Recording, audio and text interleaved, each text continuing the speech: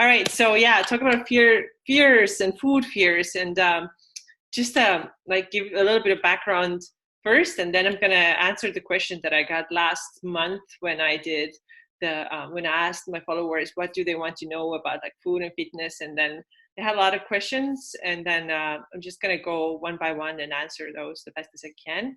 So first of all, like why why being afraid of food is such a bad thing, in my opinion, is that it makes us diet and follow other people's food advice that actually may not work for us at all.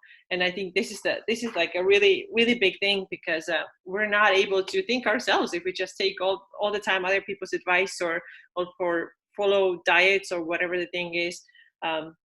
It's just dangerous because it also kind of makes us stupider. And it may sound like, oh, it's so kind of rude or whatever, but it is the truth, because if we don't learn from our own experience and take only other people's advice, then we just don't give ourselves to the opportunity to learn what actually works for us.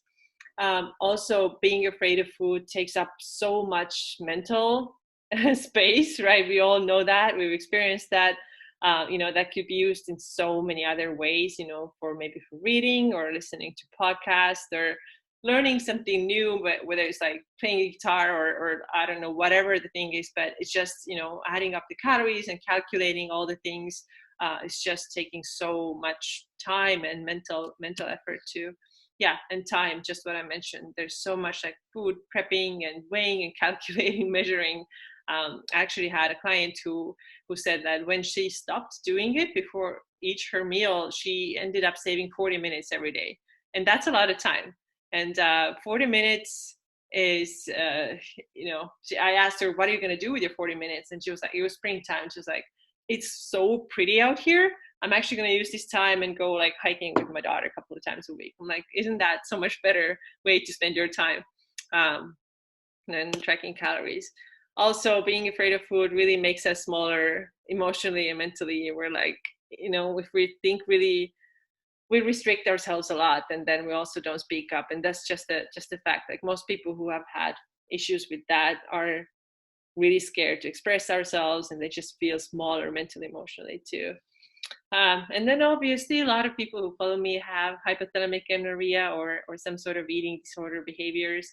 And these, being afraid of food, under eating can cause these things, obviously. And also it causes us to miss out on life, including social life and work life, and causes us to be isolated, etc., etc. A lot of us have experienced that. And the way we should really think about food is that, change our perspective.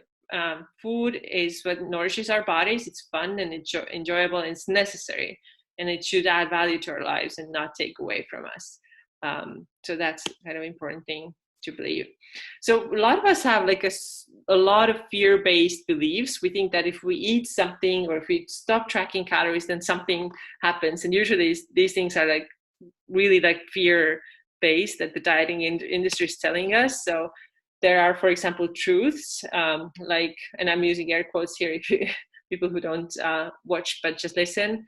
If you eat something, you'll get fat. So it's just a fear, right? I'm gonna kind of like threaten you. Or if you eat this, then you're a bad person. Or if you eat this, you get sick quickly, automatically. Like the next day, you feel sick. If you eat something X, you have to run an hour to burn it off. If you want to eat something, you have to earn it. We'll talk about that a little bit later. If you eat something, you are no longer the healthy person, which a lot of us identify with. We think that I got to be that healthy person, and everybody knows me that way. And then also, it's important to recognize that a lot of these fears are created by the dieting industry, who makes a lot of money off of us. So that's kind of like good to keep in mind, and we really shouldn't fall for these things. All right, and then why are we afraid of foods? Well, the main thing is actually that we are not afraid of foods, but we are afraid of the effect that we think that the food has on us. We don't even know if it actually does that. We just think, oh, this or that is going to happen. So we come up with like stories, or we have been told those stories. For example, like any amount of sugar is always bad for me, or eating carbs is unhealthy, or fat makes me fat. These are the things that we think that food will do if we eat these things. But it's good to ask, start asking questions if these things are true. So let's say that you have this thought that any amount of sugar is bad for me, or eating carbs is unhealthy always, or fat makes me fat. Then if you think those things, let's just dig a little bit deeper and think, okay, is this really true? What is the evidence, and can I know for sure that this is the case, right? Just really go, I'm not going to believe automatically what I hear from a random person. I'm just going to question these things. Is this true? What's the evidence? And can I know for sure that this is the case? And also, is this my experience? Let's say that any amount of sugar is bad for me. Is this really my experience, or is it someone else's? And then what is the opposite of this belief? Can there be some truth in that? And then what is the actual reason that I'm holding on to this belief? So I have this one example here with carbs, and the very low carb diets are super popular right now. So one of the things that is very kind of like common right now is like eating less than 50 grams of carbs. I've talked to a lot of people who do that, and they believe that eating more than 50 grams of carbs a day is bad for me. So now when we start asking these questions, we go, is this really true? What is the evidence that 50 or more grams of carbs a day is bad for me? And then when we ask this question, we may find that, okay, I really can't tell that. I have no evidence of my health being bad from eating more than 50 grams of carbs per day, right? So there is no such thing, no such truth. Then is it my experience or someone else's that carbs are bad? And then maybe you find that, this whatever diet says that I should eat that way, but it's actually not my experience. What is the opposite of this belief? And can be some truth in that. So the opposite would be eating more than 50 grams of carbs per day is good for me, right? It went from bad to good. And I used to eat more than 50 grams of carbs per day, maybe in the past, and I actually recovered faster from my workouts. So we have evidence that, okay, this is what someone else tells me. It's like, it's BS. It doesn't apply to me at all. So why would I believe it?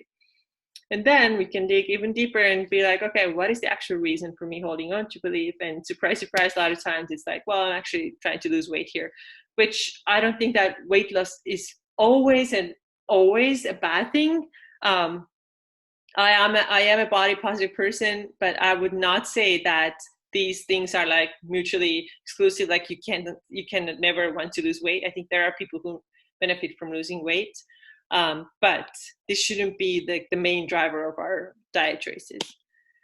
Okay, sometimes these thoughts are actually true. So if we go like, okay, what is my personal experience? Then we may find that, yeah, like when somebody says eating fat with most meals is a good thing, we can be like, okay, is this really true? And what is the evidence? And we see, okay, yeah, when I eat fat, I stay fuller longer, I feel satisfied, my thinking is clear, I simply like the taste of most high-fat foods like eggs, avocados, nut butters, nuts. So yes, there is evidence that this is true. So not all the beliefs are automatically bad.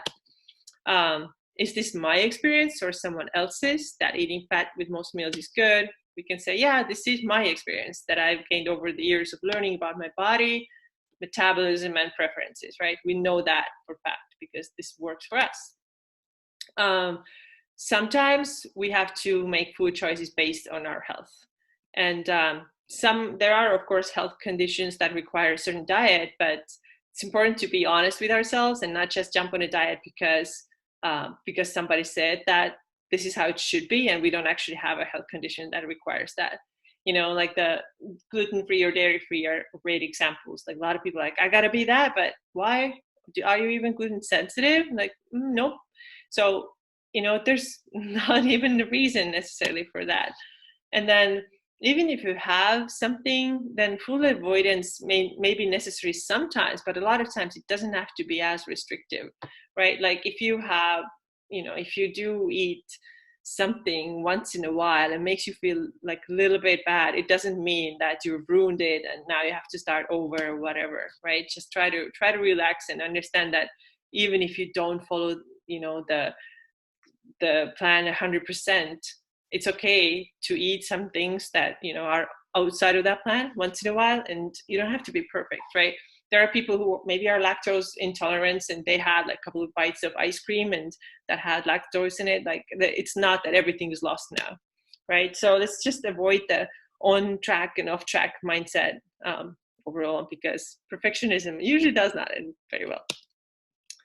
All right, so yeah, I'm gonna give you one example of how sometimes it's necessary to make certain types of food choices because our health requires so. So for example, if you've heard that reducing sugar intake might help with estrogen dominance. So if you have symptoms like, super sore breast before your period, or like really heavy, bad cramps, and, other signs like that, then actually it's been like shown that sugar intake may affect that. So now we go, is this really true that reducing sugar can help with estrogen dominance? And then there seems to be a lot of evidence that reducing sugar may help to balance estrogen and progesterone. Then we ask, is this my experience or someone else's? And maybe you don't know. You can be like, I don't know yet because I haven't tried, but I will try and see if my symptoms improve. Or you can be, yes, I have tried it and my symptoms really did improve. And then we can ask, what is the actual reason that I want to try this? And if we're really coming from the place of I want to improve my health, then we find that I want to see if I'm able to reduce signs of estrogen dominance, like sore breast, irregular bleeding, bad cramps, and so forth. But these are like health-based, and these are different decisions from those that the dieting industry just tells us, like, you gotta like stop eating this and that, and this is bad for you, and just like buy my program and buy my book and whatever, right? So these are different things. What is the last thing I said there? I forgot. Oh, was there one more thing? Yeah, you don't have to be perfect and eliminate all the sugar, right? Okay, and then the foundations of fearless eating, like how to actually get rid of those fears, is that understanding that most food fears are created by the diet industry. It's important to test out how certain foods work for you. And if we know that, then we don't have to follow anyone else's diet rules anymore. We can just let go of those fears. Like someone tells, chocolate is so bad, never have any of it. You can be like, nope, like in my experience, this is not the case, and I'm going to do what I'm going to do. Testing out certain foods may be scary at first, but busting through the fears is the thing that actually makes us better and makes us understand what works for us, right? So there are a lot of people who are like, I have not had cake in like 5 years or 10 years, and I'm so terrified of it to have it. I just can't have it. But the only way to figure out if it really is that terrifying is to try it. So just getting to the other side of the fear. And the ultimate goal is that if you know, I've said that a couple of times already, that if you know that foods that work for you, the things that make you feel good and things that make you feel bad, then you can create your own personal way of eating that's free from all fears. All right, and then I'm gonna, we have 10 questions here that I wanted to answer today, that I got from my followers or blog readers or Instagram followers. Before that, I just want to kind of like prepare the mindset for a little bit. There are going to be fears when we start breaking those rules, like, oh, what if this happens? What if this happens? So I just wanted to have like a couple of kind of inspirational quotes here. Thinking about something will not help to overcome fear, but taking action will. So if you're thinking about, I think I'm gonna finally stop counting calories, and oh, there's a cute little dog there. And then video. So if you're like, I want to stop tracking calories, but I'm so afraid of it, and you're like, next month or next week I try it, but you never try, then this is never gonna help you get rid of this fear. It actually helps you get rid of the fear is doing it. Actually stop counting it. And this is the question 10 we're going to answer tonight. You have not failed until you've stopped trying. So it's scary to try out new foods and break your own food rules that are a lot of times absolutely unnecessary. But still try, because you want that freedom, and the freedom is available for you. And you have not failed until you stop trying. So never stop trying. And then what is the acronym? I like this one. Fear is false evidence appear real. So a lot of times there's nothing even real about that. It's just like we think it is real. And I want you to keep these things in mind throughout tonight's chat. And later when you start implementing these changes, fear is what helps us grow, but only if we actually find our way through it. All right, so let's go to questions then. the first one is that how do I actually stop following diets? And this is like $1 million question. A lot of people are like, oh, I want to because it's so stressful, takes up all my time and mental energy, but I just don't know like how to be without diet. So just give a little bit background. Most diets are not sustainable, and most people cannot follow them without problems. And I'm going to say in the long run, that's really important, because at first everything might be like, oh, rainbows and unicorns, yes, I lose weight and like things are good and getting compliments, but do they work in the long run? And most of them don't. And it's good to think, what does a successful diet look like to you? Like, is it like, oh, I lost weight, that was a good diet? Or should there be something else? And the reason why I'm talking about it is that in last year, a little bit longer, I overheard a conversation at the gym. Actually, not overheard. This was like I was part of this conversation where somebody said that I was on this like super low carb diet. It was a great diet. I lost a lot of weight, but my coworkers got worried because I forgot everything I had to do at work. So basically, she got her abs. She was like really excited, and she was like, I like such brain fog, such weakness. I forgot to get back to my clients. I never called them, forgot the meetings, but the diet was good because I got my abs. And this is the thing, like what determines a successful diet? It's not only the weight loss. If you feel like crap on that diet, it's probably not right. And I like the saying from Bruce Lee, what he says. He said, absorb what's useful, discard what is useless, and add what is specifically your own. So if we go on diets, and we all have been on diets, like, okay, like we experimented with something, we can learn something from each one of them, both good things and bad things, and take this information that we learned with us, the useful stuff, and keep that, and the rest we can just like trash it. We don't need that. Like if we experienced that, there was like a super low fat diet and didn't work for us, made it feel like brain foggy, whatever, then we're not going to take that approach. So the next thing is actually something that I'd like you to do if you have your pen and paper, and or you can also just like think what the things are. So if you can make like 4 columns there, and like a little table, and then in the first column there's going to be diet, in the next one to the right is going to be how long I stayed on it, the next one is going to be the negative results that I got, and then the next one is going to be long-term positive results. And I want you to like just like think, like go through like all the diets. We don't have to go through like all of them right now, but start thinking like, okay, I did this and I did this one and this one, and maybe later just feel like write all the diets you have ever been on, and you see, was it really useful? So I've put my example here, 2 of my examples. So the longest diet I ever had was Weight Watchers. And I was on Weight Watchers for 4 years. Negative results from that were that I lost my period, I had bad insomnia, I developed binge eating that I never had before, I had terrible brain fog because I ate 0 fats, and then I developed crazy food fears. Cannot eat this, that, third, fourth thing, right? Okay, a lot of crap came out of it. Now, long-term positive results, I learned to cook.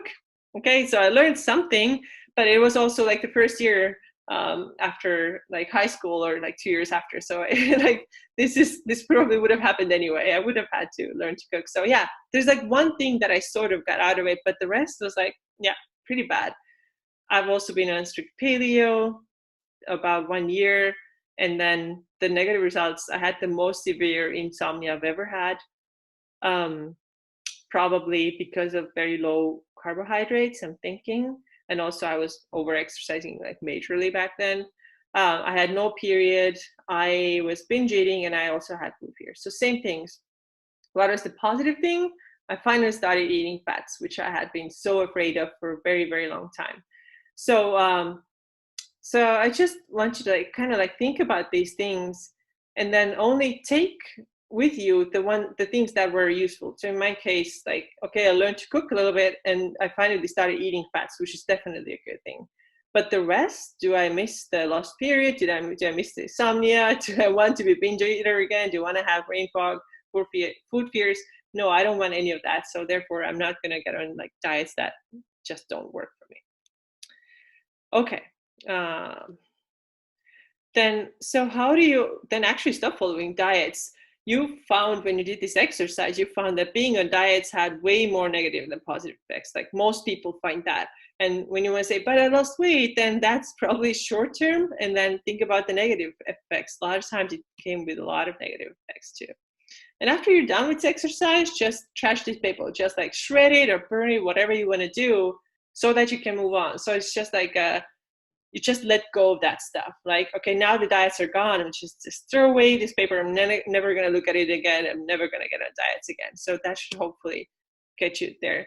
And also realize that other people can do whatever they want to do with their bodies and their diets. And we don't have to take their advice just because, it worked for them. Even, I don't know if it worked or not, but just because someone else is on a low carb or low fat diet doesn't mean that we have to be. And I know it's so tempting when people are around us, especially with the holidays or after the holidays, I should say, everybody's jumping in the next diet and next diet and next diet, but we don't have to do it. It's just let's just keep our eyes on our track, and people around us can do what they want. So we have to have this like independency and like capability to use our own brain and go with like our own experience. Okay. Next thing, I have no idea how to eat without a diet or a plan. And my advice is just, you got to figure it out and get curious about your own metabolism and preferences, like how your body responds to certain foods, and then what are the foods that you like. And this is how you put together your own plan, and you don't have to like, hire somebody online who's like going to tell you exactly that this is how many macronutrients you have to eat. What if you don't like to eat that way? What if it doesn't work for your metabolism? What if you don't want to like eat like plain chicken breast at like 11 p.m. because you didn't get your protein in? You don't have to do any of that. And ask, what does my body need and like? And it is scary to kind of go without the plan and be like, okay, I'm going to figure it out myself. But remember, you have not failed until you've stopped trying. So keep trying. There's going to be some setbacks. You may be going to find that, this thing really made me, I don't know, feel bad or whatever. Then you learn. And this is how it goes. And one kind of like mental trick is to replace the word scary with exciting, right? So I'm not scared to eat without a plan, but gonna say I'm super excited to see what I find like how my body responds. All right, we already know things about our bodies and metabolisms, even if it doesn't feel that way, right? So sometimes people are like, I honestly don't know what my body likes. I honestly don't know what my preferences are. And and then this knowledge comes from experimenting with foods and then the experiences that we have. So for example, we have experimented with some things that give us certain experiences. So I'm going to use some examples to kind of show what I mean. So for example, I have better energy when I eat carbs with most meals. So this can be something that you have tried, you have experimented with it, and then your experience is that I feel better. I eat more carbs, I feel better, right? The other thing can be restricting my favorite foods makes me binge sooner or later. I'm better off eating something sweet daily to avoid deprivation and binge. Again, you have tried it, you have experimented with it, and this is now your experience. And this is how you create your diet and your plan. This is totally me, by the way. I know that restricting my favorite foods is going to make me overeat them. It's just a rule. Another experience might be that I think clearer when I eat avocados, eggs, olive oil, and other fats. Totally true. Again, going back to my Weight Watchers, I remember that I tried to eat less than 2 teaspoons of oil or fat a day, and that was a disaster. My brain was like absolutely not functioning, and it's very fun to write your PhD if your brain is not working. Just say that. And then also, for example, I feel most satisfied when I eat protein with my meal. This is a lot of people's experience. Protein is just happens to be very filling, so a lot of people feel that way. Maybe not everybody, but if this is your experience, just add it to your plan. And this is how you do without the plan. All right, and then you do actually know your metabolism. Even if you're like, I've always been on a plan, like I have no idea what I like to eat, what my body likes. You have some experience, and then you just gotta keep working to figure out more things. What are the things that actually work for me? All right. Oh yeah, I wanted to give a quick example here too with my client, my client Carrie. She had like a really restrictive past. She was like restricting her food a lot, leaving out some food groups and certain things, and then she had already come a long way on her own. She had kind of started eating more, but she still had sleep issues. And she was like, what do I do? I just don't know. And then we tried, okay, let's add like a late night snack before she goes to bed that has some carbs and fats and see if it helps. And the reason is that carbs raise serotonin and reduce cortisol, and then fat can increase satiety. Does increase satiety and stabilizes blood sugar. So we thought we're going to try that. So she would have something like banana and a peanut butter, or a toast and a peanut butter, something with carbs and fats. And then her experience was that actually, yes, she was sleeping much better. She was able to sleep through the night. Her blood sugar was balanced. She was like fuller. The food kind of got her through the night without her waking up. So this is the experiment and the experience. So try to keep that in mind when you kind of start exploring what your own food plan is going to look like. All right, the next next question was, how do I know how much to eat?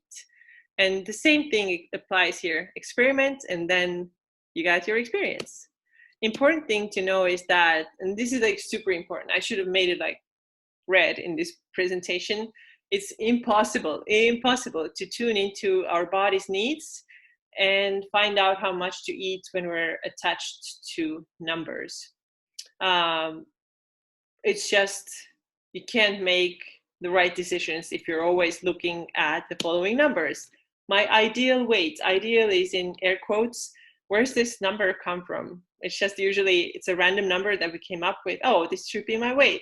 And then I'm going to keep that number in mind, and therefore I can't eat more because otherwise I'm not going to hit my weight, This is the first number to let go of. Then second, how many calories to eat a day? This also is going to put restrictions on you, and you cannot listen to yourself and listen to your body signals if you have this thing in mind, oh, I only have 300 calories left today. Not going to work. Next thing, if you're trying to like micromanage your grams of carbs, fats, and protein, let go of these numbers.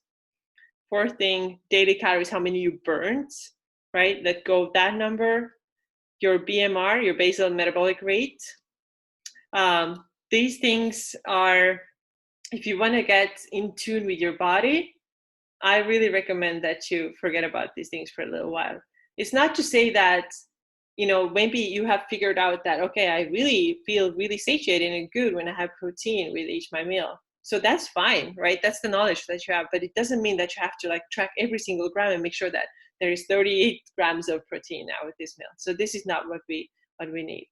And I just want to say also that knowing the basic information about calories and macros isn't always a bad thing. It's not a bad thing to have information. It can have educational purposes, but in order to heal our relationship with food, it's extremely helpful to let go of these numbers. And just like a little visualizing exercise, think, and you can like close your eyes and think, okay, I've never heard anything about these numbers. I don't know anything about ideal weights or calories or grams of carbs or whatever. How would I eat today? Like, what would I actually eat, like intuitively? What are those things that I would want? And also imagine, what would that feel like? The freedom to have things if you didn't have what exactly they consisted of. All right. Then a little bit more in detail, how do I know how much to eat? So if you're a healthy person, then I would just say that eat until satiety, and you feel it in your stomach. You feel, I'm getting fuller. You kind of enjoy the food, and you're like, okay, that was enough. I can stop now. But you got to listen to your body, and try to eat when you're moderately hungry, and not wait when you're extremely hungry, because we all know that we just tend to extremely overeat also then. Eat at a moderate pace, so not like super rushing, and calm environment. I wouldn't say that, you have to like turn everything off and like not talk to anyone. It has to be realistic still, right?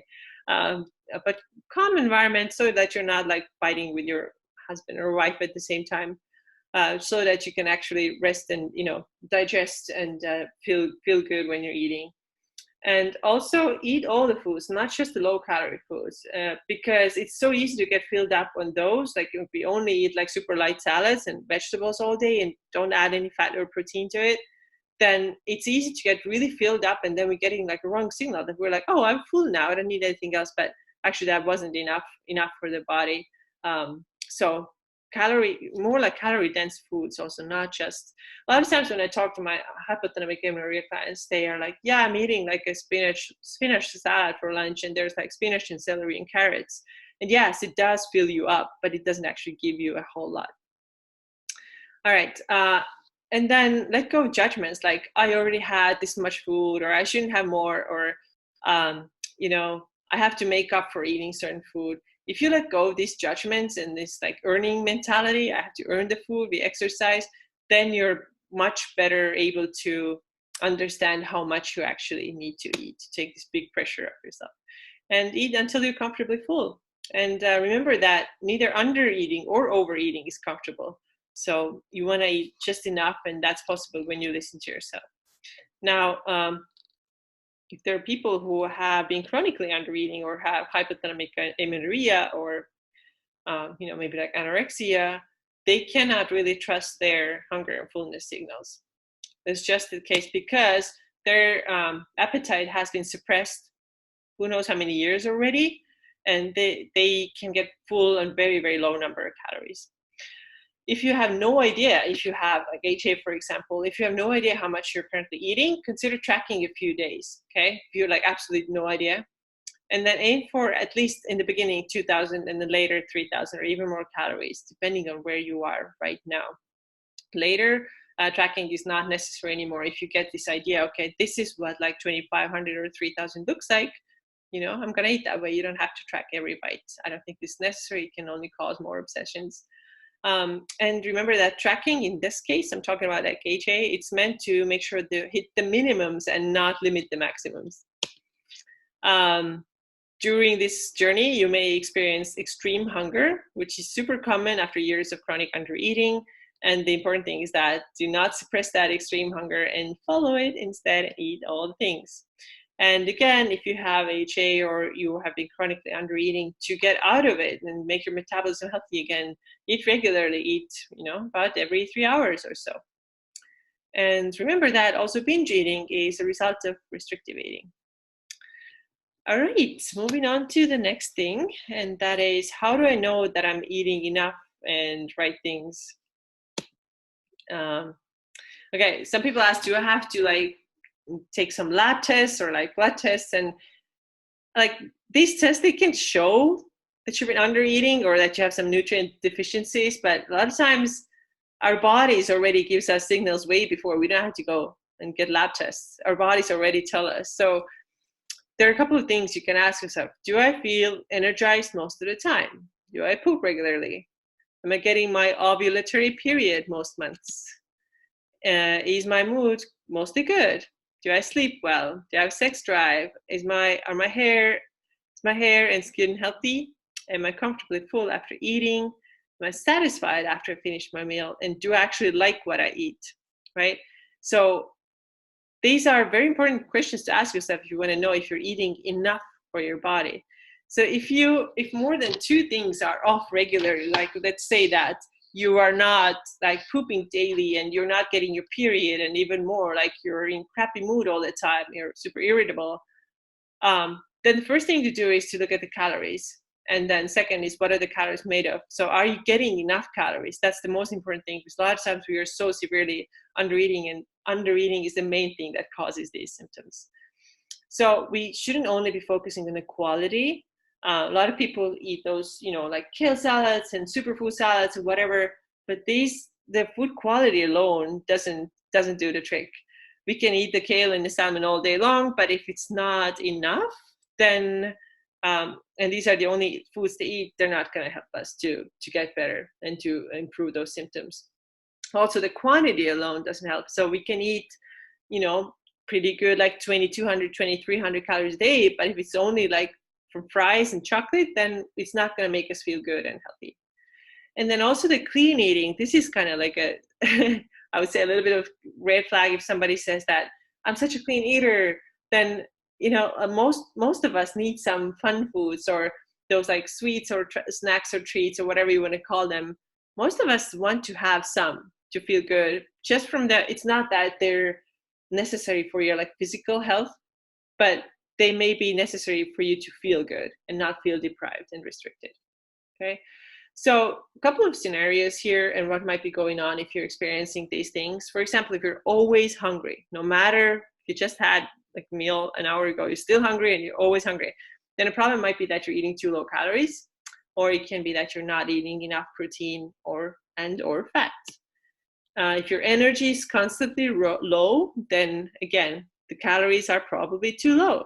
And also it might be that the nutrient density is low. So like I said, like if we eat only, like, I don't know, fries or chocolate, whatever, we may eat adequate calories, but if the calories are high, but the nutrient density is low, we're still gonna feel tired. If we're often irritable, again, too low calories, surprise, surprise, that's always the first one. We are restricting our food and we're avoiding the fun foods. That's kind of like a nutritional relief, I would call them.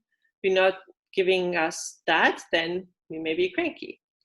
If we are often fatigued and our workout recovery is kind of poor, then the problem might be too low calories again, or it can also be too low carbs, especially when we're talking about workouts. I am not a fan of doing intense workouts, intense lifting, and intense cardio, and then not eat carbs or trying to like eat less than 50 grams. I think it's for women especially, it's a pretty good recipe for disaster, from what I have seen at least. Okay, we're approaching the halfway. How do I know how many of each macros to eat? So this was a question I got from somebody. I'm constantly worried about macro numbers. For example, if my carb and protein ratio is right. So this is the perfectionist in us talking. I have to get it exactly right. I gotta get my 150 grams of carbs and like, I don't know, X number of protein. The truth is that we don't have to know exactly how many, what those numbers look like. It's not the worst gonna end that if you don't know exactly how many. All macronutrients are important for most of us, for all of us, but how much exactly we need depends on each individual. And remember, you're going to experiment with like maybe higher carb and then lower carb and then higher fat and lower fat, and then you get your experience. Okay, now I know this is how my body feels. Here's an example. I ate 3 eggs after my workout and my energy is still super low. And you can maybe think, okay, I'm going to try eating more carbs next time after my workout. So you learned something. Or I ate very little fat yesterday and today I'm craving food nonstop. So totally can happen. Like I personally, I can't eat very low fat. I don't know if it's, maybe I'm still, after all these years with Weight Watchers when I didn't eat any fats, I'm still kind of like, oh, give me fats, because my brain doesn't work. My body doesn't work. Every time we go to my in-laws, I crave fat because they eat very high, very, very high carbohydrate and very low fat foods. And every time I have to make a trip to the store and buy my own nut butters and avocados, because otherwise I'm hungry. So this is again something that I've learned over the years of like learning about my body. And of course the overall calorie intake has to be enough first. That's the most important thing before you start like, oh, how many grams exactly of macros? Okay, then I want to talk a bit about intuition and intention, what they are, and how they help you to understand how many of each macronutrient to eat. So our intuition is the thing that tells us like what feels right for you right now. For example, like if you didn't have any idea about the calories or macros or good foods or bad foods, using air quotes here again, what would you feel like eating right now? If you can think like, okay, right now, this thing sounds really good. I'm not going to think about how many carbs it has, how much fat. This thing I know would sound really good. Now, the intention is the knowledge that we have based on previous experiments. So, for example, your intuition can say, I feel like eating oatmeal this morning, but your intention may be that, okay, I know that plain oatmeal won't keep me full, so I'm going to add a scoop of protein powder or some Greek yogurt because I want to add some protein. I just know I do better. So you can combine these two intention and your intuition and get the perfect thing for you to eat. A lot of us do really well with the intention part. We're like, "Ooh, I want to lose fat, so I'm going to follow this plan," but we don't do that well with intuition, just like listening to ourselves, what we really want. And that's why we're really good dieters. But a lot of times dieting may end up with binge eating. Sometimes people say that I don't think I have an intuition at all. I have no idea what I'd like to eat. And this is often because we have suppressed our intuition for a really long time, or we have been following diet rules for as long as we can remember. And that's how we have lost our intuition. We really don't know how we feel anymore. But there are ways to improve our intuition. So, for example, if you have no idea what you want to eat right now, then you can go like, what kind of food do I want to eat? Do I want to eat something creamy or crunchy? If you look at the table here, you can see that creamy or crunchy, or warm or cold, or is it going to be sweet or savory? Something's going to sound good for you. Is it going to be cooked or raw, or light, or sort of like comfort food, or spicy or bland, or sweet or sour, or roasted or steamed or boiled or baked? Like, what sounds good? And then if you're like, okay, it's kind of like a cold day, I would really like, there's no way I want to have like a cold smoothie right now. I think I'd like to have something like, I don't know, something warm and soft and savory. So maybe I make some scrambled eggs. Or maybe after your run, you really feel like, oh, it's so hot. I want to cool down. I'm going to make a cold and creamy smoothie. So if you don't know what you actually want to eat because you feel like you don't have any intuition, you can start with the texture and the temperature and so forth. Your intention helps you to make choices that help you with your goals, but that doesn't mean that we have to count grams and track macros. It just doesn't mean that at all. And then it also, like, following your like having intention doesn't mean that we can never make choices only based on our intuition. So let's say that your intention is to eat protein, because it kind of fills you up, but then you really want like a peanut butter and jelly sandwich. And so it's important that we don't get stressed out, like, oh, but this doesn't have any like protein in it, so therefore I'm not going to eat it. Just let's take it easy, enjoy the food that we actually want to eat right now, and then everything's going to be good. The world's not going to end if you don't get the protein, not to mention the exact like 25 grams or whatever the plan was. It is nothing bad is going to happen. Okay, next thing I want to talk about is how to start eating things outside of my comfort zone. And we have like certain things we eat and we never let ourselves to eat anything else. So it's good to ask ourselves and get to the root cause and ask, what am I scared? Like, why do I really think that, I haven't had chocolate in forever? What do I think is going to happen when I eat this thing? And usually there are two things that we think is going to happen. We think we're going to binge, or we think we're going to gain weight. These are the main things. But the more variety we eat, and that's why it's important to eat things outside of our comfort zone, is that the more variety we eat, the healthier we generally are. And then no single food, no single food, if we eat it in reasonable amounts, will cause us like instant health problems.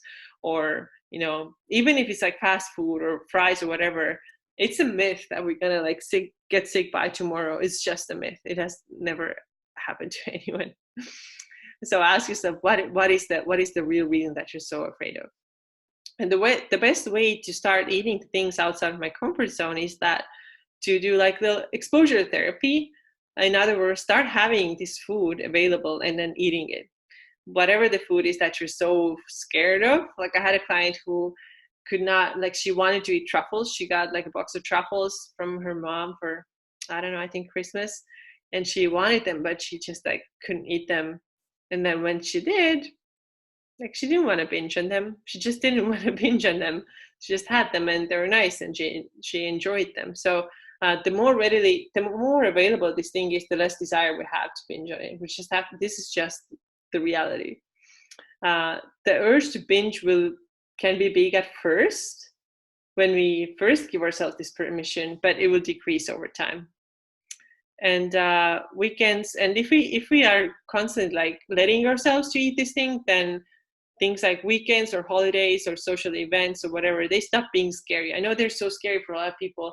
To talk to a girl who said that now this is her first year when she's not afraid of the holidays because she's fine with eating now. But before, holidays always used to like freak her out so badly because she always thought, how do I like restrict, or how do I stay away from these foods, and how do I make up for them for eating them, or whatever things are. But if we are constantly letting ourselves, allowing those things to our lives, then they stop being scary, and those events stop being scary too. And you can get started by experimenting with one food that you're afraid of. Let's say that's, something simple that doesn't have like a million different flavors in it. Maybe it's like vanilla ice cream or like simple cookies that, yeah, like I said, don't have like too much like variety inside of them. It's just easier to start with them. And then you can buy more than you would normally eat. Buy enough, like, I don't know, let's say you want to eat like a Snickers bar. I don't know, buy 3, not just like one, one and you take one bite. Buy 3, whatever, and then eat it, okay? That's the scariest part. Just eat it. And then eat again the next time you want it. And this is actually how it starts. 3 important things to keep in mind is that eat a regular meal before you do this experience. Because like I mentioned earlier, if you're extremely hungry, then you're more likely to not have a good kind of feeling, like how much you really need. And then also be present and mindful when you eat. Remove any guilt from this experience. So not telling yourself, oh, I have to like run, or now I did something bad or whatever. Just try to like remove all that stuff and see how much you actually want. And at first you may want a ton, and I've been through that, like, and I swear it works. Like I don't eat like boatloads of chocolate anymore because this phase is gone. At first, yeah, you overeat a little bit, maybe you do eat all 3 Snickers bars, but it's not gonna be like this forever. And the goal with this is to stop being afraid of this food, so we can start eating it in reasonable amounts and without fear. But the goal is not to never want this food anymore, right? So sometimes people are like, oh, but I ate it, but it didn't work because I still want it. That's fine. It's still fine to want it. So you never want to be like in one extreme or the other extreme where you like binge, or when you totally restrict. You want to be in between where you have it sometimes when you want it. The change won't happen overnight. It may take several days and weeks and maybe even sometimes months before you stop wanting it in large amounts. Again, remember one girl who said that she also was very fat deprived, and when she started her recovery, she would eat like jars of peanut butter. And now she's like, peanut butter is fine. I have like a spoonful or 2 every day, but I don't binge on it. So it's much better than, than like depriving yourself from it altogether all the time, or like overeating it.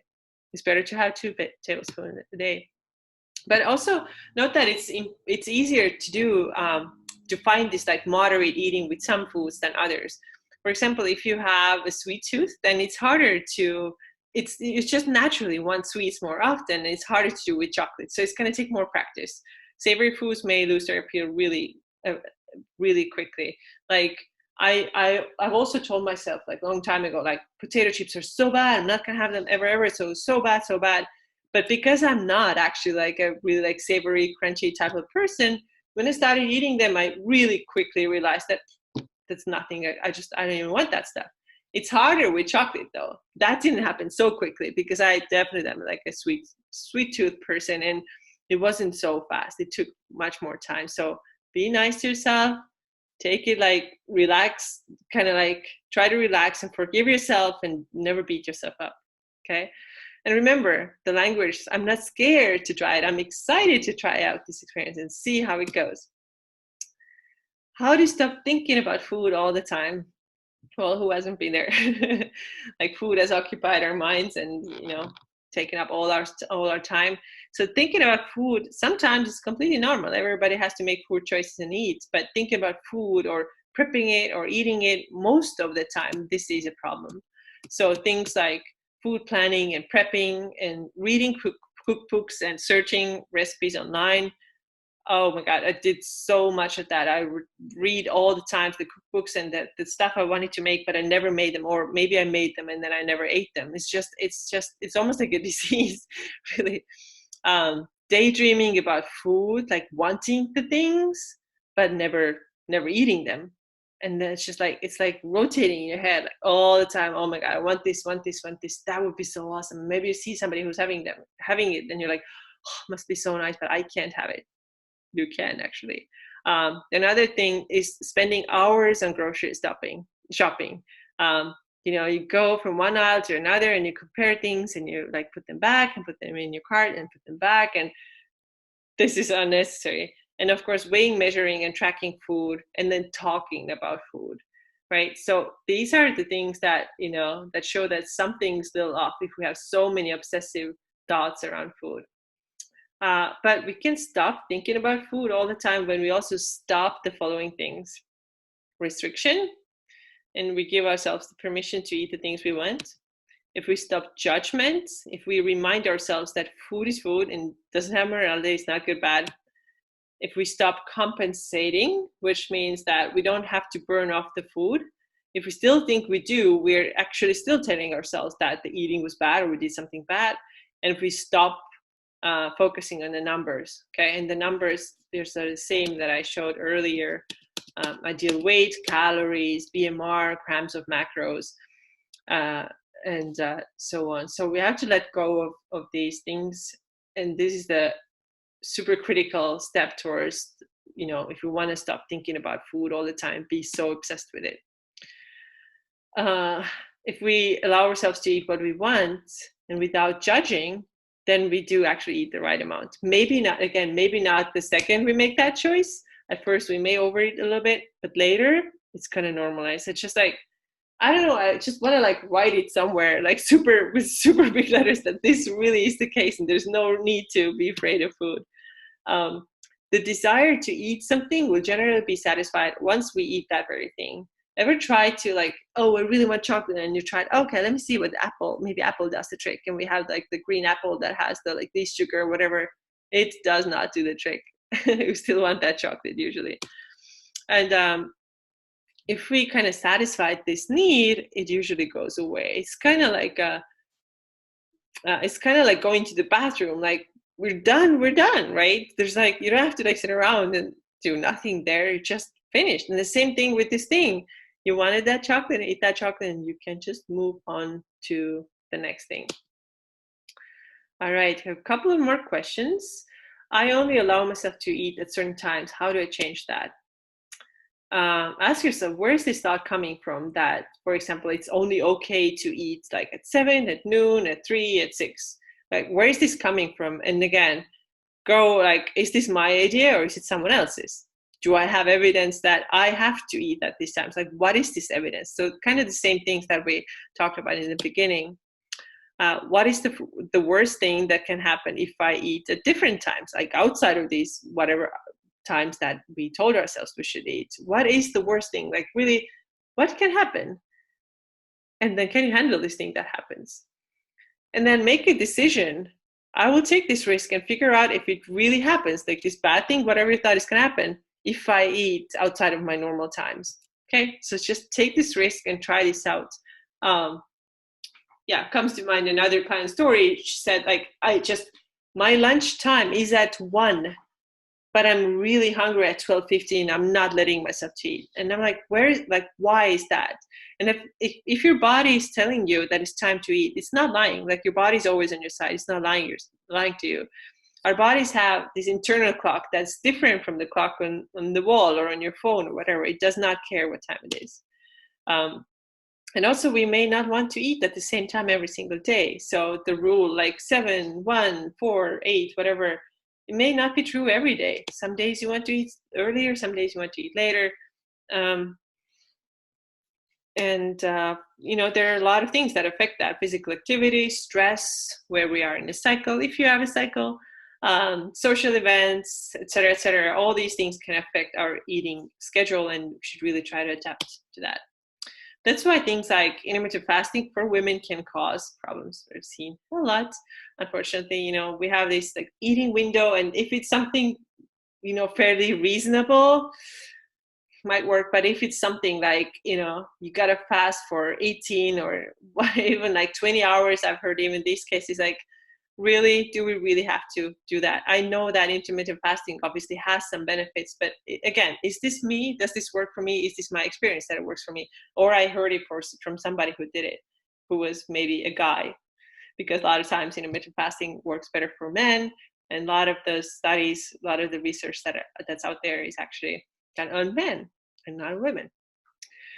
Not saying, again, that doesn't work for anyone, but still. And even if your eating window is something more reasonable, like, okay, I get to eat, like, I hate that I get to, but whatever, eat like between 8 and 8, which doesn't sound like horrible, but still, like, what if you are hungry like 8:15 p.m.? Like, are you really going to say I can't just because somebody came up with a diet that tells me that I can't? Like, do I trust that more, or do I trust my body more? Start noticing when your body is getting hungry, and then remind yourself that your body has its own inner system, like it knows when it needs to eat. And trust that your body is sending you the right signal. The hunger signals are as normal as thirst or as having to pee or needing to sleep. Hunger is actually no different, but we don't ignore the other signs, right? I'm not going to go pee because I just peed 15 minutes ago. It doesn't matter. If you need to pee, you pee. And the same thing with food. Here are the things what not to do. Drink water or other zero-calorie beverages to avoid eating. Super common. Who has not done that? I think we all have probably done that at some point. Let's not wait too long until we get extremely hungry. We already talked about that. And then set strict eating times. Eating disorders are an exception. Like I said earlier too, if you have like anorexia or are the other eating disorders, then it might be necessary to set your timer for like every 3 hours and eat them, so just to get your body back to like regular eating. Question number 9 is, I still feel like I have to earn my calories. How do I change that? Well, every living creature needs and uses calories just to exist, whether or not we work out or if we're physically active, and we don't have to earn anything. That's why we don't have to earn anything. We just being alive, we have earned it. So our BMR, or basal metabolic rate, is the number of calories we need to be alive. So if we just like down on the couch every day and didn't do anything, this is the number of calories. Like, you can go online and calculate yours and maybe find, oh, it's like 1,300 calories. This is the bare minimum that you need to kind of stay alive. Metabolism takes energy. Even if you don't exercise, you don't have to like do anything additional to earn the calories. So metabolism, we need calories to digest, to maintain our body temperature, to keep our heart beating, respiration happening. Even thinking requires energy, and these things make up about 60-70% of our daily expenditure. And then if we don't eat enough, these functions will downregulate, and the results are like sluggish metabolism, poor thinking, a lot of the hypothalamic amenorrhea signs, super common. If we listen to our bodies and eat according to these signals that our bodies are sending, then we don't generally overeat, at least not on the regular basis. And listening to our bodies and the right intentions are keys to eating just the right amount. Again, I want to say, because a lot of people with hypothalamic amenorrhea are probably listening to this, these are different. Hypothalamic amenorrhea is different. You can't only trust your body and be like, oh, but I didn't want to eat more than a tiny little spinach salad. Well, you have to. You just have to. There's no need to control the amount of food that you take in by exercising hard. Same is true for, like, you don't have to fast. You don't have to do cleanses to earn your food, to earn your calories. Actually, depending on exercise that you do, it may actually make you hungrier and cause more cravings. So I want to show this. It's kind of cycle I posted the other day on Instagram too. Like, what happens when we restrict our calories and we try to kind of earn the calories by doing a hardcore workout. So we can think like, oh, like if I do this hard workout, I earn my food. And then after that, shortly after that, we're like, oh, that actually really worked because I don't feel hungry. And yeah, you don't, because high intensity hardcore workouts, they do tend to suppress hunger for a little bit. Then the next step is often that we start feeling that, oh my God, I'm so hungry. Like, what's wrong with me? Why am I so hungry? Why am I craving stuff constantly? actually nothing's wrong with you. It's like a perfect normal response from the body. But we get worried, like, why am I hungry? And the next step is going to be that we overeat or binge because we just couldn't take that hunger anymore. And then we go back to beginning. I have to do a hard workout to control my calories. So this cycle kind of describes why you don't have to earn your calories. You don't have to do high, like super hardcore exercise, because it's like a vicious cycle. It's always going to take you back to the starting point. Fluctuations in caloric needs are normal. So if you ate too much, you don't have to, even if you ate like too much more than normally, you don't have to do extra exercise, because not all days look the same. Maybe the reason why you ate more than usual was that you were different, like a certain point in your menstrual cycle, or you were more active, or you had more mental or emotional stress, or work was crazy. Maybe these were the reasons why you ate more, and your metabolism knows that. It balances itself out. When your metabolism is healthy, and healthy, I mean, it functions normally.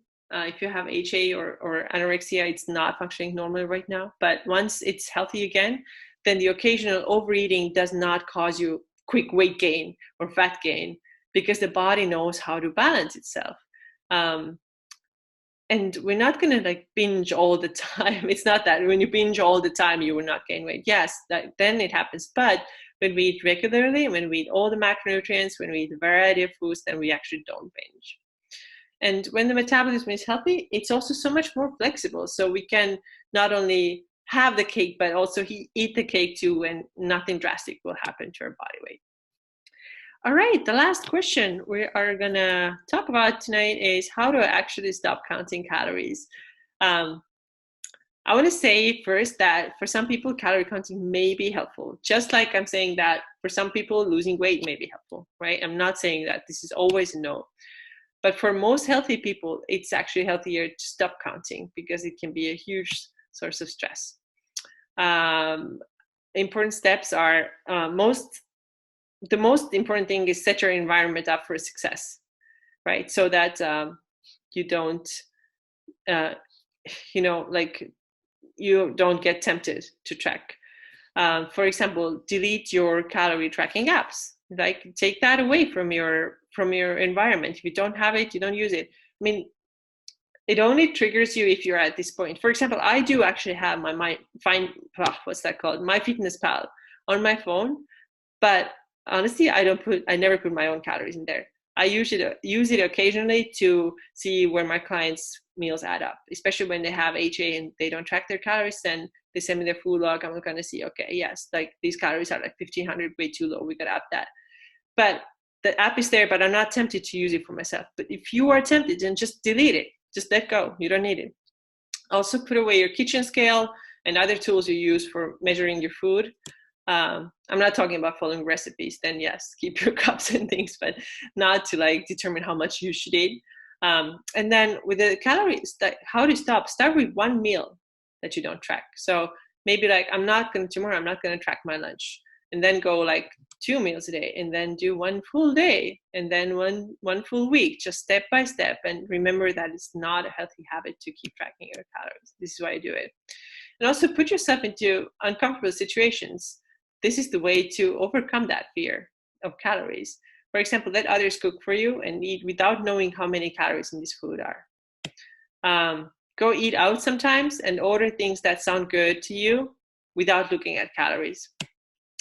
Ask yourself, how is calorie tracking helpful for me? Am I controlling the calories, or are the calories actually controlling me? That's also very important thing. It's like another mindset shift. We think that we have such good control over our stuff, but actually it's the calories who are determining like everything. And then remember that the end goal is self-trust, which can't be achieved if we're still tracking and counting. If you rely on something external, it's not going to serve us ultimately, and it's not going to give us the full freedom. All right, conclusion. Just I kind of wanted to like draw a bigger picture, and this is going to be real quick. Food restriction always means some kind of like suppressing. We're suppressing our appetite. We're suppressing our, the things we want to eat, the amounts. But the important thing to understand is that if we're constantly suppressing our need for food, we likely suppress other things in our lives too. And it is so true to think, what else am I suppressing here? What else? Like, is it my emotions, my voice, my thoughts, my feelings, my fears? I can tell like 9 out of 10 women who are like restricting their food, saying no to things like tracking and trying to control everything, do suppress their emotions, voice, thoughts, feelings, and fears. It's just a fact. And this is, of course, affecting the quality of our lives. No problem ever gets solved until we're completely honest with ourselves. And that also includes responding our hunger. So you can't overcome your fear for foods if you're lying to yourself, if you're like, no, I'm actually, eating enough while you're really, really hungry. Or you're like, I'm totally free from, I don't diet while you actually do diet. So like, be honest with yourself. What are you doing? Why are you doing this? And what do you want to be the end result? And get curious to see if there are any other things that you're maybe trying to avoid by controlling your food. I know for me, for many years, food, but also fitness was the way that I was trying to like make up for the things that were missing in my life, right? Like I would always like go run and run more because I had like bad problems in my personal life, and I was hoping to run away from them. But like it's impossible to like do that if your job is shitty and your relationships are bad and you're like feel really bad about yourself. Like controlling your food or over exercising is never going to change that. And then one more time, always ask, like, if somebody puts like a food thought to your mind, like what you should do, what you shouldn't do, or gives you like a rule, ask, do I believe this rule about this food? Do I know for sure it's true? Is this my experience? And could the opposite be true? And what is the worst thing that happens to me when I eat this way or eat this food or stop tracking calories? And then finally, if this really happens, my biggest fear comes true. I don't know what that is, like whatever, then can I handle it? And yes, you can. Like I already know that you very likely can handle whatever the thing is that you thought is going to be the most awful thing.